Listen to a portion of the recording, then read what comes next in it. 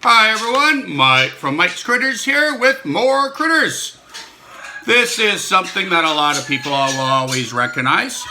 This is Shirley, the curly-haired tarantula. And this is a girl, she's a member of the arachnid family. So as we've learned, arachnids have 8 legs, they've got 2 body parts, and the outside of their body is where their exoskeleton is. They don't have bones on the inside, their skeleton's on the outside, and to grow and get bigger, they have to put themselves at risk and molt or shed their skeleton to get bigger.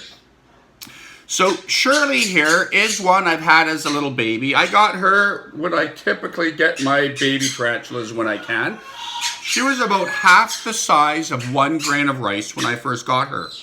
Even smaller than that when she hatched out of an egg case. And she is still growing. I figure probably at least twice as big as she is now, but she is still only considered a medium-sized tarantula. Biggest tarantulas in the world, but the size of your dinner plate from the bird-eating family. So this species comes from the jungles in Central America. She is what's considered, I guess, partially fossorial. That word fossorial means she spends her life underground. She has a tunnel or a burrow that she lives in. It's her protection, and it is her house where she spends a lot of her time. She comes out to escape if something maybe comes in, or maybe if it floods, and to get food.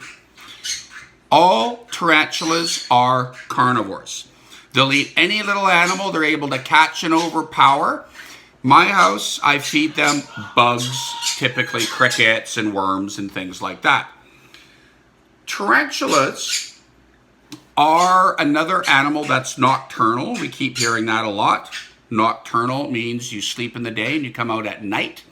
And in my opinion, I think most animals are nocturnal. And it's probably to stay away from the worst critter on the planet. And I'll let you guys try to figure that one out, but we all know who it is.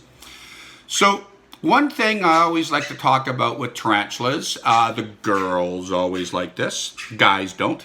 Huge difference between a girl and a boy tarantula. Girls are bigger, stronger, and faster than the guys. Girls will live 4 times longer typically than their brothers.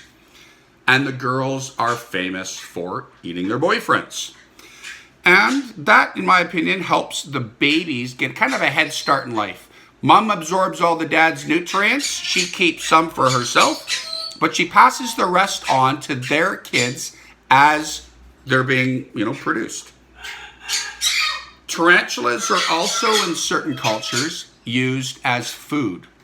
I won't eat one because I'm allergic to what they say they taste like. It's crabs, crustaceans. And you notice she's covered in hair. Her hair doesn't make her prettier to the boyfriend she's going to eat, doesn't keep her warm. It's a sensory organ as she is able to sense air movement on her hairs. Bigger the air movement she feels probably means a bigger animal. Run away, stay where you are, just protect yourself. Little one probably means it's food, go get it. But their hairs are also a defense. Tarantulas from the New World have the ability to flick or release the hairs off the back of their abdomen with their back legs. And I can speak for, perfect example. I'm actually allergic to some of my pet tarantulas' hairs when it comes off their body.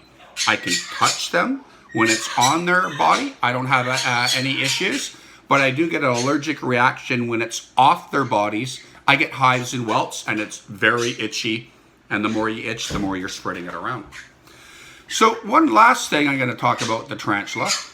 She's got 8 eyes. All tarantulas do, but not all spiders have eyes. There are spiders that live in caves that don't have eyes. They're sightless. When you live in complete darkness, you do not need eyes because it's dark. What are you going to see? You'll have heightened other senses, and that's probably like the hair on animals' bodies. You sense air movement, vibration, things like that. So hope you had fun meeting her, and I think I'm going to try to do one more for you today. Thanks a lot.